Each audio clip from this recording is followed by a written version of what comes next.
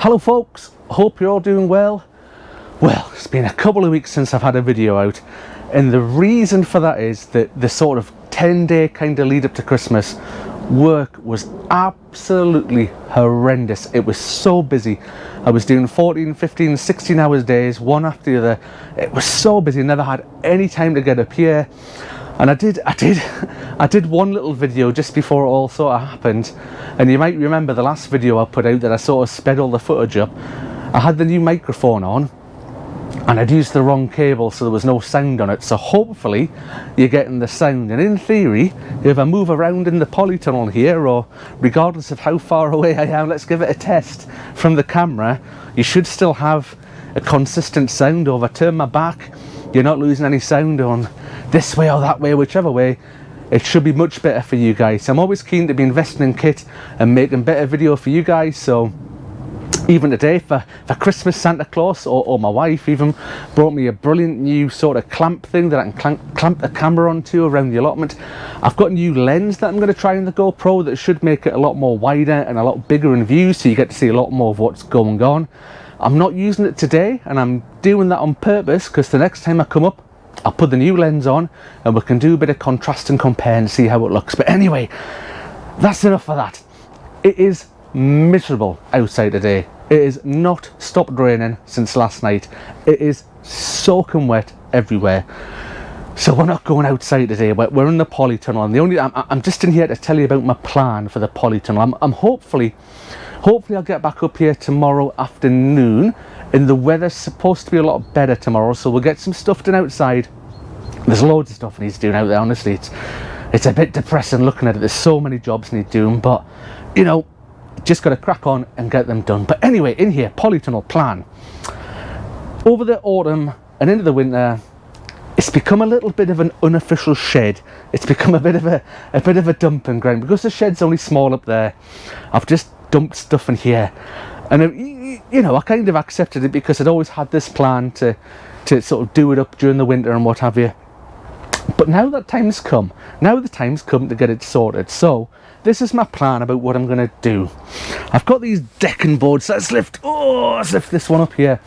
So I've got these decking boards. I'm going to treat the wood before I use it because that's just the plain timber. I think it's been heat treated, but I'm going to treat it anyway. And my plan is to have a permanent bed either side of a central path. So these decking boards, in theory, if I can get this one to stand up here for you, let's see if we can do this.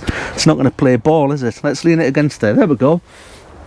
So the idea is, from the door frame at the bottom there, which you can't see because it's behind the camera, we're going to run these decking boards up this side to around about just ever slightly over 2 foot from the end.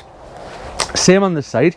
Going to come all the way up, and again just over 2 foot from the end. And the reason for that is, you might be able to see them, you might not, but I've got a pile of 2x2 slabs here, and they're going to make a sort of a solid area along the back there that I'm going to have like a wee storage area and a little potting table and stuff like that in there. So that's a job for later on though, but the beds are going to come first. So decking board along here, decking board along here. We're going to come across there at the back.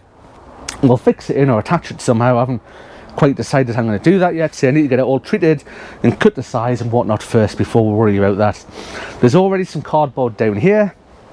I've started dumping some compost on it. It's just compost that's come out of some of these big buckets. It has different stuff growing in it. There's another one over here that you might be able to see. It's got carrots in it.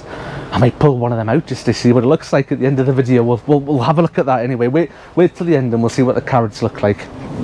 Yeah, so decking boards down there, decking boards down there. But what that leaves me with is a central path that's maybe a little bit bigger than I would like. So the central path is going to be about, from where my hand here, you might be able to see it, from here to here at least. So we're talking a good sort of, what's that, 3 feet, 3.5 feet maybe, down the middle. And inside the polytunnel is really valuable space. You know, it was expensive to put up, but it creates a really nice warm environment in here for growing things like the tomatoes, the peppers, the cucumbers, your sort of Mediterranean veg and that sort of stuff. So it's what I would call valuable growing space, and I want to utilise as much of it as I can. So I've got an idea. So I was watching this program. I'm turning around for a reason. I was watching this program on Netflix. It was Paul Hollywood I don't think it was a new one, I think it was from last year or the year before, and he'd gone to Japan and he was looking at all this different food in Japan, and he went to see this guy who grows strawberries, and this guy was growing these like giant strawberries. I mean, they're like the size of your fist, they were massive, and there was one, it was like 300 quid or something like that for one strawberry. I mean, these were like fancy artisan, generations of years and years of growing that's created these things. But it made me think, not that I'm going to grow 300-pound strawberries, I'm going to try and build a central bed in the middle of the path. I mean, not massive. If this is 3.5 foot wide, it'll maybe be a foot wide, but I'm going to make it a good sort of 5-6 feet long at least, so we've got enough room there for the door to open up and to get the wheelbarrow in, and at the back there for the door to open up and the wheelbarrow to come in. Then we've got a narrow path down either side where I can get to the beds and get stuff done. So that's the plan. And the reason the giant strawberries are going to go in here is because this chap on the telly was saying they need heat. That's what makes the giant strawberries, and the heat. And this, you know, this plot's in Scotland, and heat isn't exactly in abundance. So the warmest place I've got is in the PolyTunnel.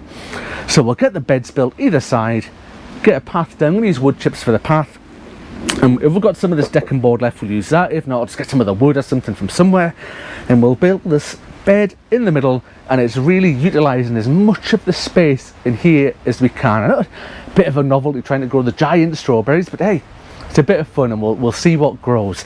Anyway, that's the plan for the PolyTunnel. So, I mean, by all means, give us a subscribe, give us a thumbs up. There's a little button down there, it doesn't cost anything.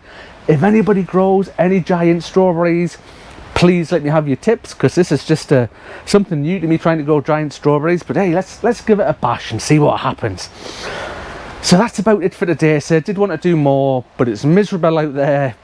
I need to put the wood stain on these, and I'm not going to bore you with a 10-minute sped up video of me painting some wooden boards. Nobody wants to see that. But what I'll do, I'll just step over here for a second. Oh, and we'll come back over here, and let's just see how these carrots look. Because you might remember before, it was autumn sort of time, early autumn, I seen them in the garden centre, and I just picked them up, and I thought, right, we'll chuck them in the bucket and we'll see what happens. They were tiny little carrots. I've done nothing with them, and they've just sat in there. And look at this, look at these. How about these for carrots? Look, those two are having a hug. Isn't that nice? Look at that. I wonder if they're going to make some baby carrots. And that one, they're a bit fat. They're a bit funny shaped, but they've just been, you know, I've given them no TLC. They've just been chucked in this bucket here. But you know what? They'll still wash up. They'll still get chopped up. They'll still get eaten. They'll still get used. It doesn't matter one iota if they're all having some sort of nice family carrot hug or not. They're all going to get chopped up, cooked, washed, eaten. You know, they'll all get done. All this wonky veg sort of stuff, it doesn't bother me. It all tastes the same. In fact, I'd go as far as to say any wonky veg you grow yourself, it'll always taste way better than any sort of perfectly shaped veg from the supermarket. But you can see they're all a bit of a hash bashed sort of shape, all wonky and bumpy, but not going to worry about that because they're going to get eaten. Anyway, that's all from me today. Just a quick one, a bit of an update what's going on here. Conscious I'd not put anything out for about 2 weeks. Loads coming up, January, February. Once we start getting into spring, there is so much to do. But certainly January into February, I'm going to start getting everything prepped, going to get in here sorted, a couple of tons of compost down here and down here, strawberry beds sorted, raspberries sorted, all the beds and stuff out there sorted. We've still got the pond to put in. There's so much to do, but I'll keep you up to date with what's going on. Anyway, that is me done for today, and I will see you on the next one. Thanks for watching, folks. Bye for now.